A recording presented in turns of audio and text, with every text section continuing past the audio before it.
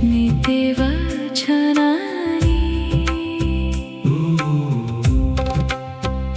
विद्यार्थीगण, आइए आज हम चतुर्थ पाठ नीतिवचनानि के इन सुंदर व शिक्षाप्रद श्लोकों को पढ़ते हैं।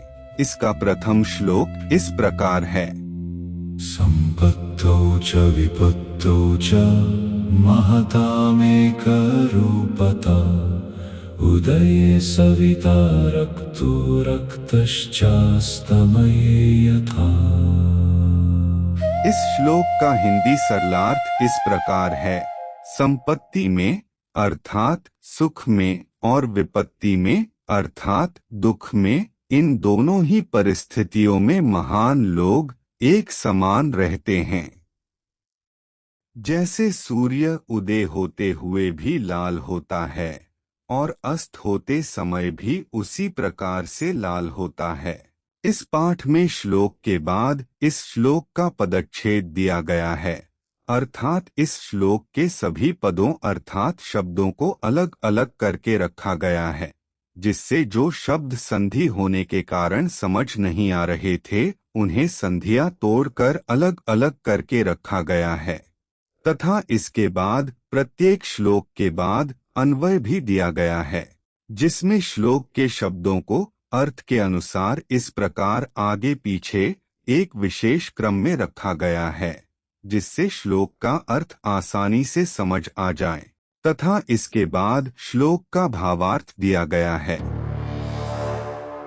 यथा सूर्यः उदयकाले रक्तवर्णः भवति अस्तमये अपि रक्तवर्णः एव दृश्यते तथा एवं प्रकारेण महात्मानः सज्जनाश्च संपत्तिकाले विपत्तिकाले स्वभावे आचरणे च समानाः एव भवन्ति ते सुख दुःखयोः प्रभावेण न परिवर्तन्ते। अर्थात जैसे सूर्य उगते समय लाल रंग का होता है, वह अस्त होते हुए अर्थात सूर्य छिपते समय भी लाल रंग का ही दिखाई देता है। तथा इसी प्रकार महान और सज्जन व्यक्ति के सुख के समय में तथा दुख के समय में स्वभाव और व्यवहार एक समान ही होते हैं। वे सुख व दुख इन दोनों के प्रभाव से बदलते नहीं हैं। इस श्लोक के भाव को समझने के लिए हम इतिहास से अनेक उदाहरण ले सकते हैं। जैसे जब भगवान श्री राम को अपने होने वाले राजतिलक की सूचना मिली, तब भी उनके चेहरे पर हल्की मुस्कान थी, तथा जब अगले ही दिन उनको वनवास दिया गया, तब भी उनके चेहरे पर वही मधुर मुस्कान थी। अर्थात वे सुख व दुख दोनों परिस्थितियों में संभाव रहते थे। और इस श्लोक में एक महान सज्जन व्यक्ति का यही लक्षण बताया गया है। अब अगले श्लोक को देखते हैं। यौवनं धन संपत्ति प्रभुत्वमविवेकिता एकैकमपि अनर्थय किमु यत्र चतुष्टयम्। अर्थात नई नई युवा अवस्था, अत्यधिक धन संपत्ति अर्थात बेशुमार दौलत, प्रभुत्वम अर्थात अधिकार संपन्नता, या आज की भाषा में कहें तो प्रभुत्वम का अर्थ है पावर में या सत्ता में होना, और अविवेकी अर्थात बुद्धिहीनता या मूर्खता। ये एक एक अर्थात अकेले भी विनाश के लिए काफी हैं। लेकिन जहाँ चारों एक साथ मौजूद हों तो कहना ही क्या।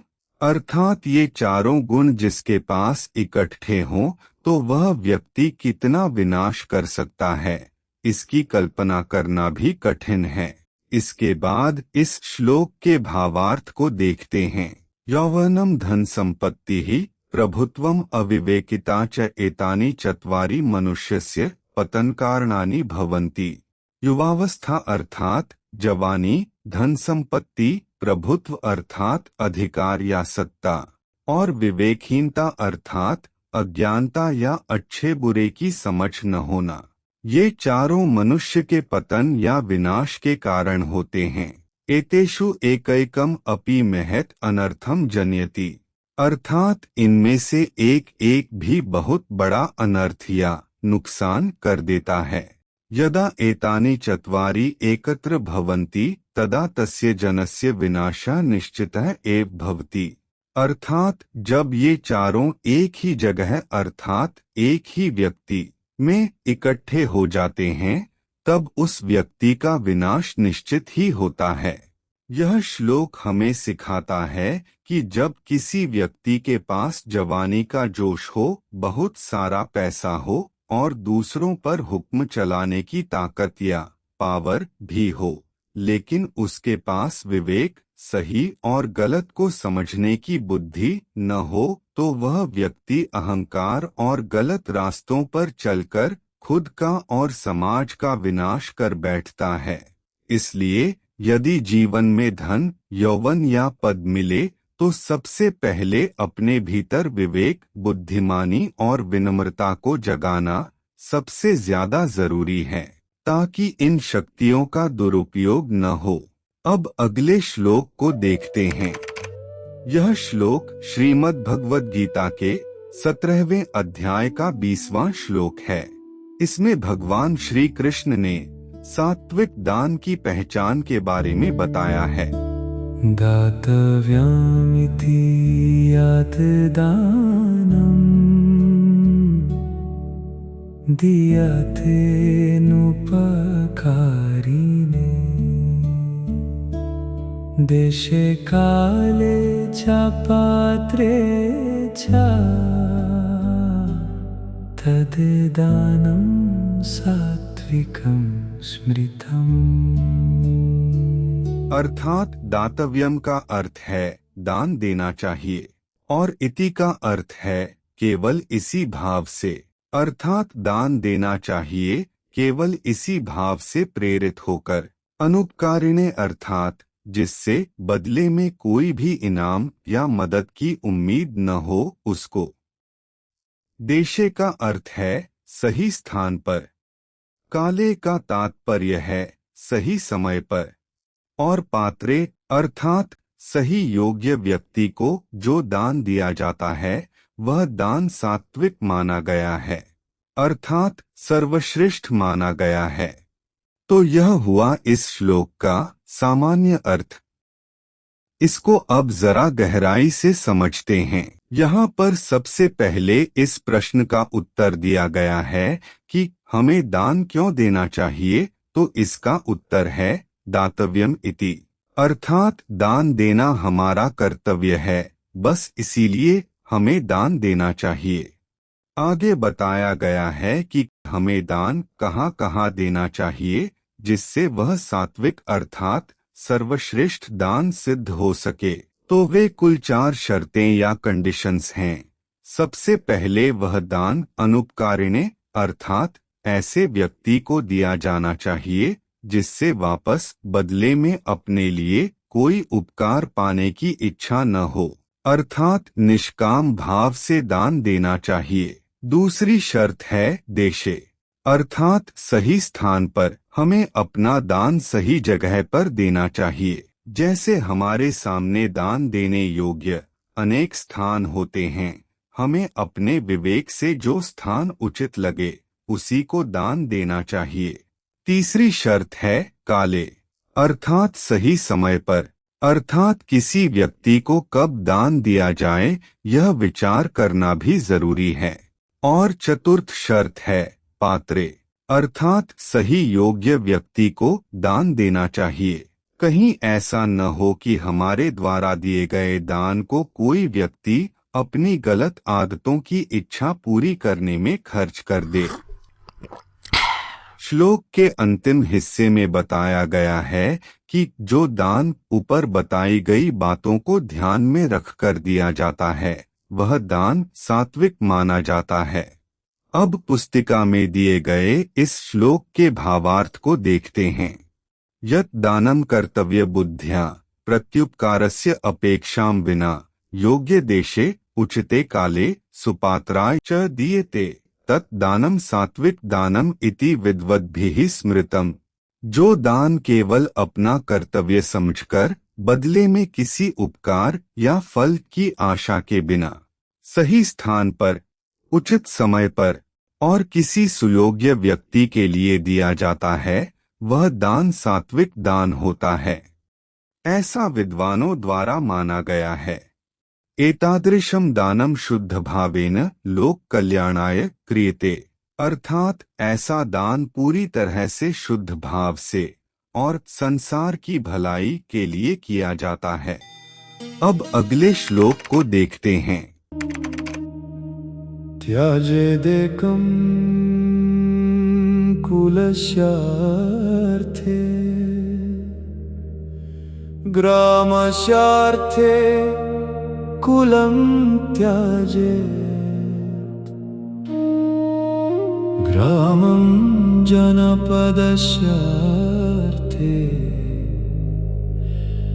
आत्मार्थे पृथिवीं त्याजेत्। अर्थात पूरे परिवार के लिए एक को छोड़ देना चाहिए। इसका तात्पर्य है पूरे परिवार के भले के लिए यदि किसी एक व्यक्ति को त्याग करना पड़े तो कर देना चाहिए। पूरे गांव के लिए एक परिवार को छोड़ देना चाहिए, अर्थात पूरे गांव के भले के लिए यदि पूरे परिवार को त्याग करना पड़े तो उन्हें कर देना चाहिए। जनपद के लिए एक गांव को छोड़ देना चाहिए, अर्थात जनपद या देश के भले के लिए यदि पूरे गांव को त्याग करना पड़े तो वह भी कर देना चाहिए। और अपनी आत्मा के लिए पूरी पृथ्वी को छोड़ देना चाहिए, अर्थात अपनी आत्मा के कल्याण और आत्मसम्मान की रक्षा के लिए पूरी पृथ्वी अर्थात संसार के सारे सुख वैभव का भी त्याग कर देना चाहिए। अब इस श्लोक के गहरे संदेश को समझते हैं। इसमें त्याग की सुंदर प्राथमिकताएं तय की गई हैं। सबसे पहले एक व्यक्ति से एक परिवार का महत्व ज्यादा है। जैसे एक बालक अपने परिवार के भले के लिए अपनी प्रिय गुल्लक की बचत का पैसा दे रहा है, और एक परिवार से एक गांव का महत्व ज्यादा है।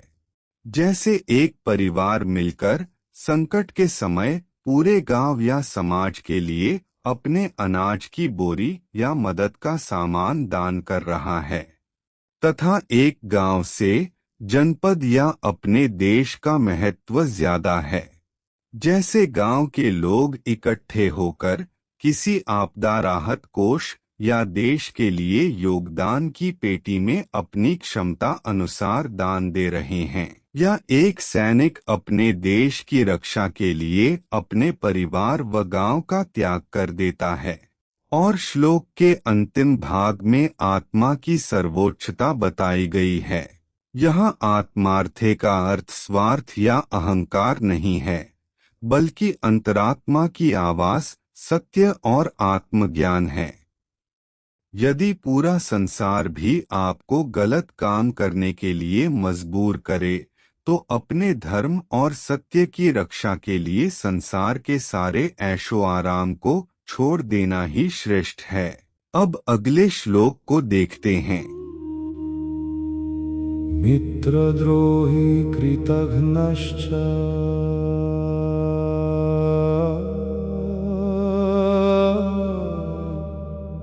यश्च विश्वासघातकः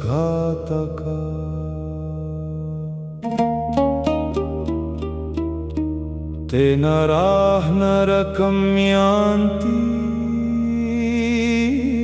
यावच्चन्द्र दिवाकरौ। इसका अर्थ है मित्र से द्रोह अर्थात धोखा करने वाला, कृतघ्न अर्थात किए हुए उपकार को न मानने वाला और विश्वासघात करने वाला। जब तक सूर्य और चंद्रमा हैं, वे लोग तब तक नरक में जाते रहते हैं। भावार्थ, ये जनाः मित्रं प्रति द्रोहं कुर्वन्ति उपकारिणं प्रति कृतज्ञतां न ज्ञापयन्ति विश्वासघातं कुर्वन्ति ते पापिनः जनाः यावत् चन्द्रः सूर्यश्च विद्येते तावत् नरके दुखानि अनुभवन्ति च। अर्थात जो लोग अपने मित्र के प्रति धोखा करते हैं, अपने ऊपर उपकार करने वाले के प्रति धन्यवाद प्रकट नहीं करते और विश्वास को तोड़ देते हैं, वे पापी लोग जब तक चंद्रमा और सूर्य विद्यमान हैं, तब तक नरक में दुखों का अनुभव करते हैं। यहाँ नरक केवल मृत्यु के बाद की कोई विशेष जगह नहीं है। ऐसे कर्म करने वाले व्यक्ति जीवित रहते हुए भी समाज में तिरस्कार, ग्लानि और मानसिक अशांति का नरक भोगते हैं। लोग उनसे दूरी बना लेते हैं और वे कभी सच्चा प्रेम या आदर नहीं पा सकते। तो यह था आपका पाठ नीति वचनानि। मिलते हैं अगली वीडियो में इस पाठ के अभ्यास के प्रश्नोत्तरों के साथ। धन्यवाद।